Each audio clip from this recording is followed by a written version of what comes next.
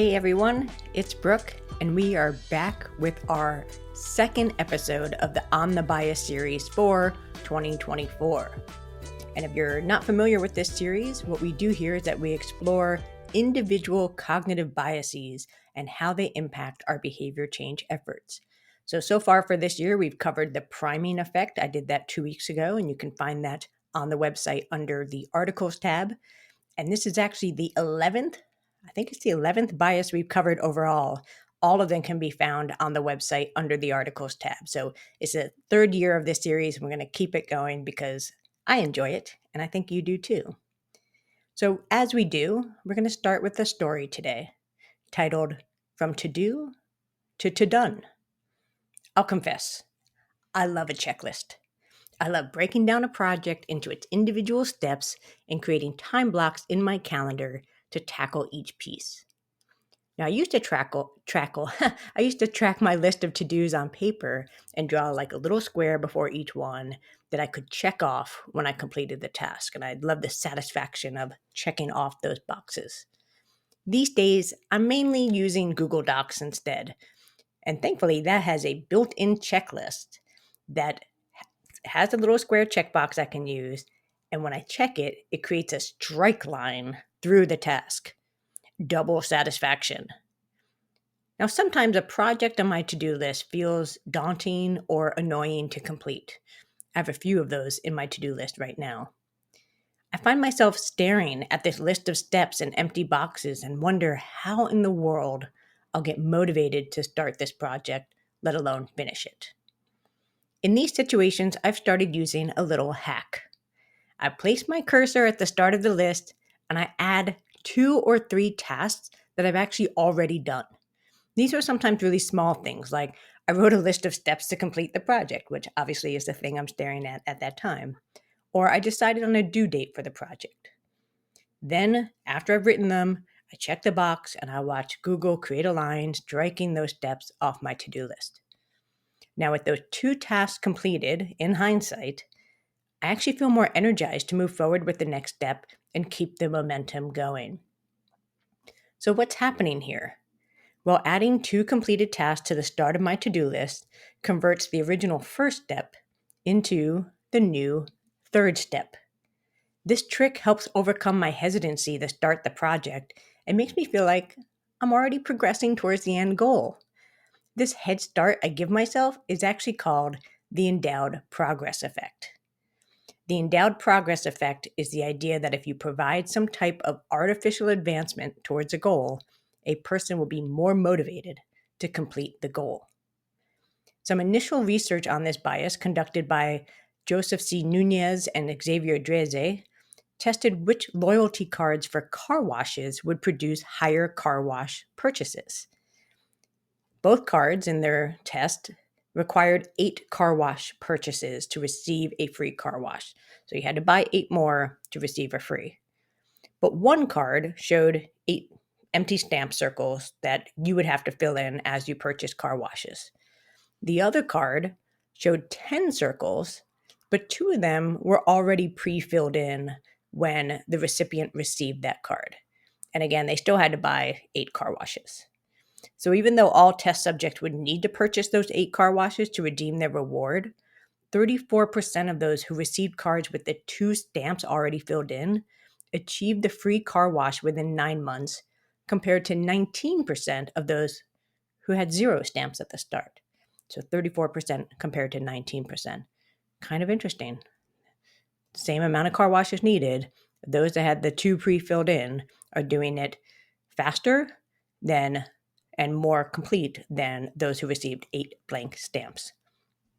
So let's bring this home to our own personal world a little bit, which means it's time to pull out all those punch cards in your wallet and check all your loyalty point programs. Ask yourself, which loyalty programs do you find yourself using the most and why? Are you drawn to them simply because of the value they provide, or is it how they frame your progress towards achieving a goal or a specific benefit?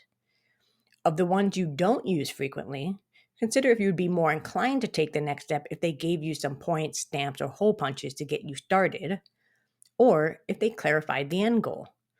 I found several loyalty programs of my own that I would probably use more if I knew what I was working towards. Like, what do these points get me? What do these bonuses add up to? It's not always clear, and therefore I feel less compelled to use them. All right, let's bring this now back to our behavior change programs and see, how does this bias help or hurt? This week I'm going to start with how it helps. And it can help our program in 3 ways. 1, it jumpstarts the audience's excitement and motivation to accomplish a set of tasks or repeat specific planet-friendly actions. Like my to-do list hack, providing the audience with upfront points or completed purchases creates a feeling of momentum that compels us to keep moving forward. So it's a great way to kind of jumpstart that excitement and engagement. Number 2, it keeps people coming back to do more. Once progress toward a goal has started, we begin to feel antsy when there are unresolved or incomplete tasks. This is called the Zeigarnik effect, and I may be saying that wrong. And here's a quote from the Nunez and Dreze paper that describes this Zeigarnik effect. So Zeigarnik, who was a person in 1927, demonstrated that interrupted or incomplete actions engender a strong motivation to complete the action. And psychologists agree that once a person accepts a task, for whatever reason, he or she tends to stay on that course until the goal is achieved. Fascinating stuff. So as a result, our audience's initial excitement about getting started is then supported by a desire to revisit the steps regularly in order to, kind of tick all the boxes, so to speak. So the third way this bias supports our behavior change efforts is that it actually helps speed up momentum when the goal gets closer. So this effect triggers the goal gradient effect, which stipulates that people exert more effort as they get closer to their goal. So when audience members see that they only need a few more stamps left to get their free car wash, or there's only 10% left of a process to complete, they will work harder to cross the finish line. So let's think about how we can actually use these positive benefits of this bias. So there's a few options for where and when we can incorporate the endowed progress effect into our work. And these are just some initial ideas. I'd love to hear your ideas if you have additional ones. So the first one I can think of is when we have volunteer and member sign-up forms. So we can actually use a progress bar that's already partially filled in once someone indicates they want to be a volunteer or member. So this helps them feel like they're already en route to being registered.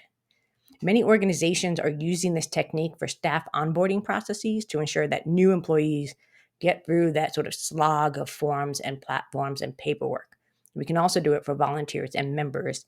As soon as they express interest, boom, they've done the first 2, you've expressed interest, welcome to us, now complete the process.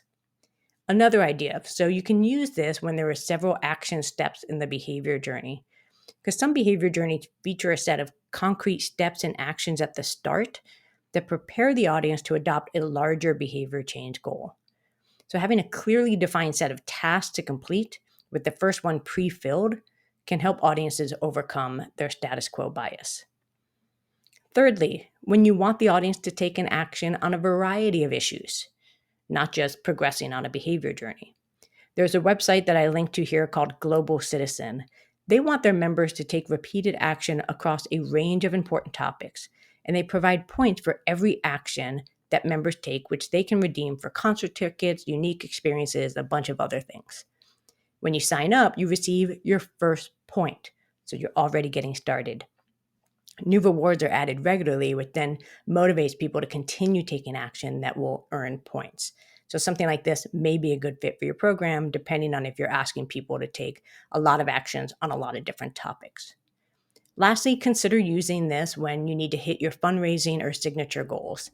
In fact, nonprofit organizations have been using donation progress meters forever, but may not have realized that they can tap into the endowed progress effect when the goal is within reach. Many donors and petition signers enjoy closing the final gap to help an organization achieve its stated goal. So lots of different things we can do with this bias, very exciting. But let's look at the flip side, how this bias can hurt our behavior change efforts. Truthfully, it doesn't really have any inherent bad qualities that could negatively impact our behavior change efforts, thankfully. However, there are ways we might misuse this bias intentionally or accidentally that could produce low or opposite results that we want to try to avoid. So here are some tips as to how we can use this effectively and prevent bad things from happening from using this bias. First thing is, be aware that offering points and free items could backfire. This is true if your audience is already intrinsically motivated to adopt planet-friendly behaviors. There's been examples of blood donors getting turned off by offers of payment because they already do the behavior for kind of personal and altruistic reasons. So this approach is most effective when targeting those who are having difficulty getting started with the process, not those who are already naturally inclined or motivated to do it on their own. Not providing a reason for the bonus can actually reduce motivation unless you're awarding points or other abstract forms of currency like, magical coins and gems. So simply handing over a reward card that has 2 holes already punched out of it produces lower results than providing the recipient with a reason for why they're receiving those bonuses. Even if it's a superficial reason, like, oh, we're so glad you're here today, or today's a magic 2-point bonus day. So if you include a note or talking points that lets the recipient know why they're special today or why they're receiving this, they're more likely to complete the goal and the task. For your program, emphasizing buying things may not be a good fit, and I totally get that. Like in the case of coffee and car washes, it makes sense to require purchases to receive a free item. But for a lot of us, asking people to buy more things is going to feel kind of icky. So instead, we can consider providing points for actions taken or progress bars, which feel more like a bonus or a nudge than a requirement to spend money in order to receive something. Lastly, going overboard with endowments doesn't actually help us. Studies have shown that it's important to be reasonable with how many bonus items or points you give audience members. So for example, telling someone they have already completed 90 out of 100 steps in which they haven't, and that they only have 10 more to go, doesn't spark the same effect as saying, you have 12 and we've already filled in the first 2. Similarly, filling in 8 out of 10 spots on a loyalty card doesn't produce the same motivation to complete the card compared with people who made the effort to progress on their own. So if you give someone a card with 10 spots and say, we've already filled in 8, you just have to do 2, that's not quite the same level of motivation as those who have earned their own progress and only have 2 left. A note of caution, and I include this in every post because these biases can be a little bit nuanced and complicated, and we want to be sure that we are aware of the pitfalls that may happen.